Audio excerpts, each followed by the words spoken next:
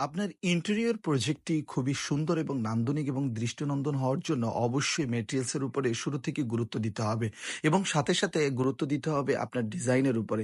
Design কনসার্নে যদি আপনার মনোযোগ না থাকে এবং আপনার স্পেস অনুযায়ী পূর্ণাঙ্গভাবে স্টেপ বাই স্টেপ গুছানো না থাকে তাহলেই কিন্তু সুন্দর না হওয়ার সম্ভাবনা থাকে।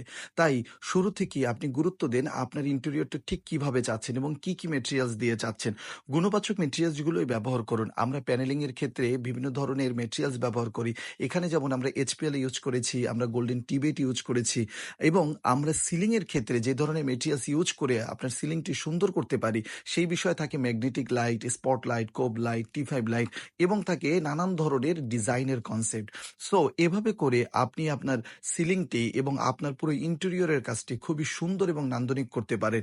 যেখানেই আপনি আপনার ফুল কমপ্লিট আপনার ইন্টেরিয়রের পারফেক্ট সলিউশন পাবেন, সেখান থেকেই আপনি আপনার ইন্টেরিয়রের কাজটি পূর্ণাঙ্গ একটি টিম দ্বারা কমপ্লিট করাবেন যাতে আপনার কাজ সুন্দর হয়।